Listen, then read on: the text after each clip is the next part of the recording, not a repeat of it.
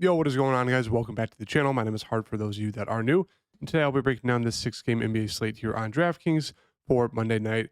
And this is where I'll be talking through the slates, kind of doing an early look breakdown, early look player pool of the guys I like to target for this slate tomorrow. So make sure to hit that like button and subscribe. Let's get right into it. Let's take a quick look at the game totals and odds for tomorrow to get a better sense of what games we do want to target with the higher game totals. So right now, Kings Cavs, 5.5 point spread, 232. Mavs, 76ers, 1 point spread, 242. Lakers, Hornets, 10.5 point spread, 231.5. Clippers, Hawks, 3 point spread, 244. Warriors, Nets, 1.5 point spread, 236. And then Raptors, Pelicans, 10.5 point spread, 233. So, few games where there's a lot of blowout risk, but most, I'd say pretty much every game is a pretty solid game environment. Nothing too crazy low, nothing like a 216. So, we don't have to really worry about any terrible game environments right now. Obviously, just two potential blowouts. But starting off here with the first game here, obviously, it's a 10.5 point spread. Definitely has a lot of blowout risk here. But yeah, Anthony Davis and LeBron should both be good to go. They played in that last game there against the Knicks, and they both played pretty much the whole game. So nothing too crazy over there with him, but obviously fantastic game environment. Really like targeting either LeBron or AD in this spot against Charlotte, just because Charlotte's one of those teams you always want to target. So absolutely love LeBron and AD for tomorrow. Russell and Reeves, they're there. I mean, obviously, Russell does still have some upside. Same thing with Reeves. It's just one of those things. I just slightly prefer just paying up for the 2 stars. That's really it. In terms of value, sure, you could look to Rui, but it's just one of those things. You don't feel great landing on any of the value for the Lakers right now. I mean, Torian Prince, sure, maybe it could be a decent value play for you at 4,000. Nothing too crazy there. On the Charlotte side here, obviously they have a ton of people out right now, so we're going to be getting the same starting lineup we've been getting for the past couple games. Miles Bridges, Brandon Miller, PJ Washington, Nick Richards, McGowan's there.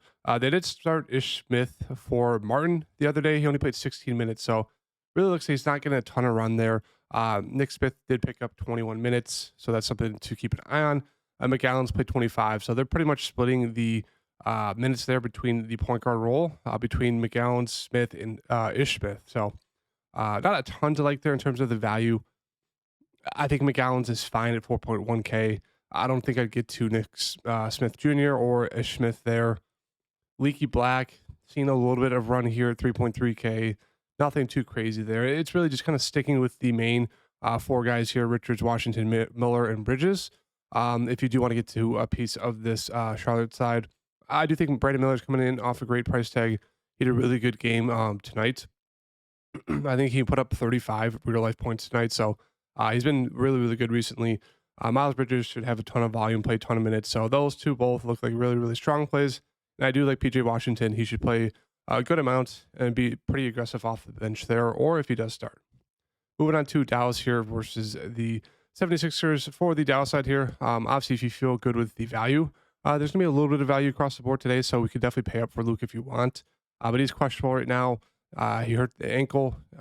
Kyrie looks like he's going to be good to go.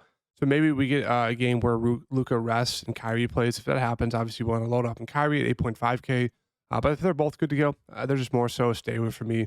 Don't have much interest in Dallas. But obviously if one of them's out or both of them are out, we're going to look to a few guys in this team. But I think right now, I think it's looking like it might be just Kyrie good to go. And Luka might sit out this game. We'll have to wait and see, obviously, for that. But if that's the case, obviously, Kyrie looks really good. I do like the price tag on Tim Hardaway Jr. He'll be that secondary scorer. Going to shoot the ball a ton. You just hope he hits the shots and gets a couple other peripheral stats. Because sometimes he's a little bit score independent, but he should shoot the ball 15 plus times there if he's going to be relied upon for being that number 2 scorer behind Kyrie if there's no Luka. Jeff Green, I think it's a fine play. He's been playing big minutes with those guys being out, so I think at 4.9, I don't mind if you land on him. Jones Jr. did play 35 minutes, so it looks like he should be back to a full allotment of minutes. So at 4.4K, I do think I have some interest in him. We've seen him have some pretty solid games, go for 25, 30 plus fantasy points.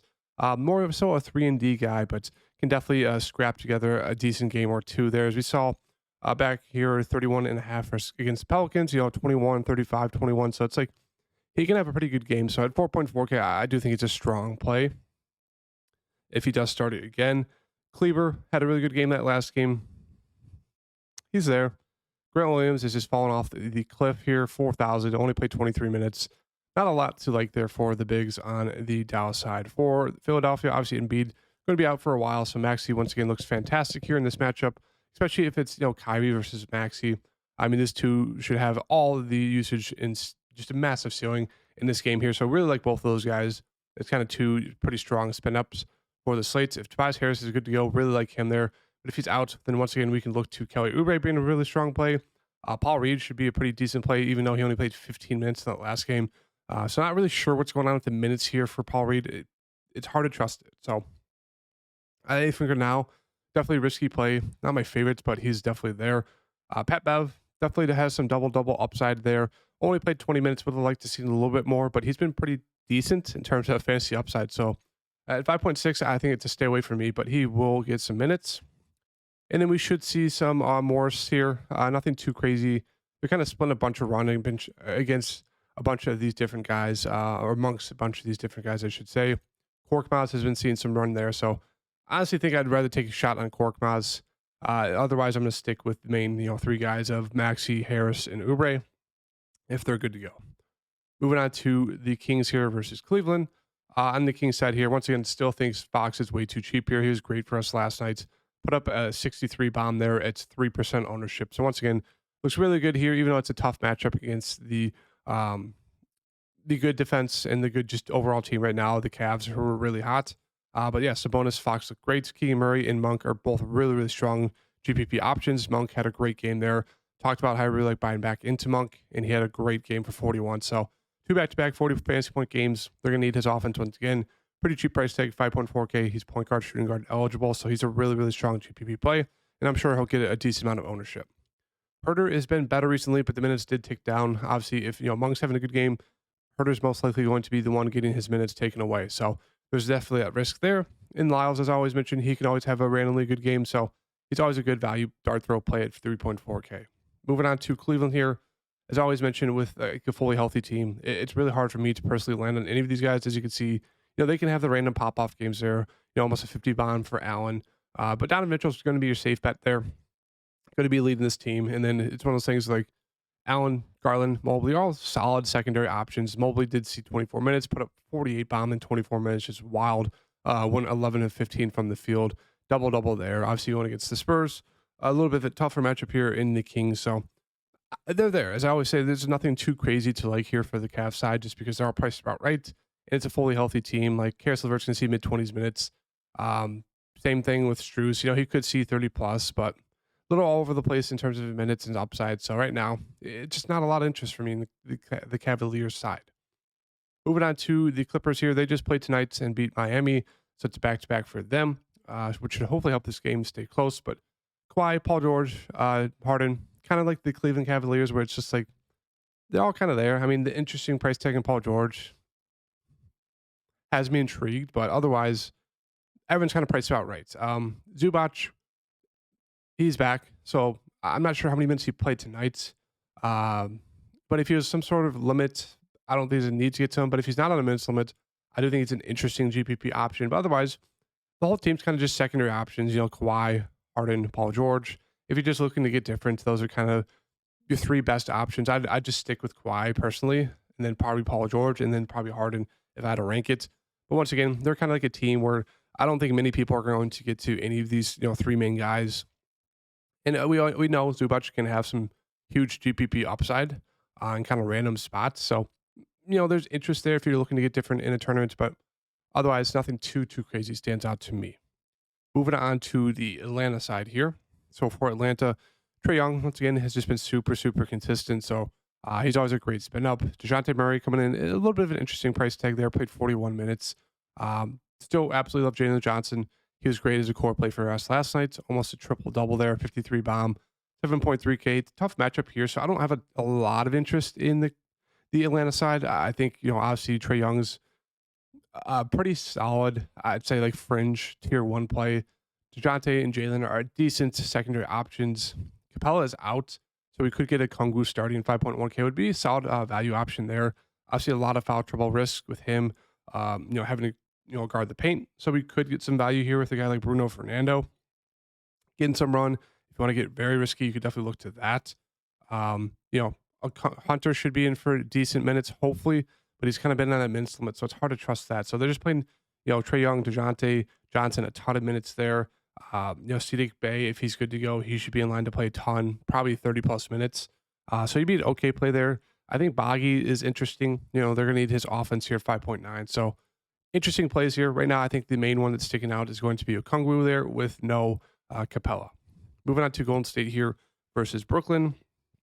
On the Golden State side, we have, Steph played up 60 bomb there, obviously lost, but still 9.4K for Steph's a pretty strong price tag.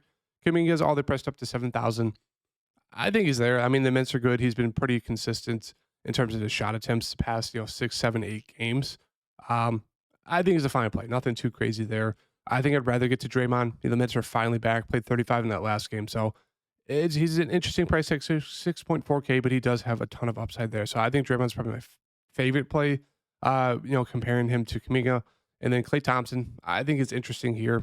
We know Klay's been pretty much washed, but at 6,000 for Klay, he definitely has that GPP upside. And then Pods, his production's all over the place, but I think he's probably my favorite play on the Warriors side just because he's seen a good amount of minutes and he's productive. Like he can get rebounds, he can get assists, he can hit some shots. So probably my favorite play there. If there's no Wiggins, which it looks like there won't be, it's just more minutes for guys like Klay, Pods, Green, Kuminga there. Their minutes are safe. Same thing with Sarge. It looks like he should be good to go. Probably 15 to 20 minutes for him. I think he's okay value. And Trace Jackson-Davis, after having like a good stretch there, it's just like he's back to like 10 minutes. It's just like, what is Steve Kerr doing? And then they have been putting Lester Konas. He played a good amount the past couple games. Guy Santos as well. It's just like, I don't know. Steve Kerr's losing his mind. Moving on to Brooklyn here on the Brooklyn side.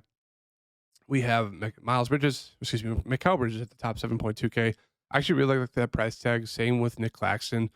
Both these guys have pretty strong upside. And same thing with Cam Thomas. Both, I'd say all three of them look really good. Cam Thomas has been on an absolute heater here the past 5 games, 25, 37, 25, 25, 40. So really like him here in this matchup against the Warriors. Same day with Bridges, things with Claxton. So I like all three of them. I think Cam Johnson's coming in an interesting price tag. He definitely has some pretty solid upside there at 5,000. And that's really it. And then moving on to the last game here, Toronto versus the Pelicans. Toronto side here. I think Quickly is probably my favorites here. Played a ton of minutes, ton of upside, ton of usage. So he looks really strong at 7,000.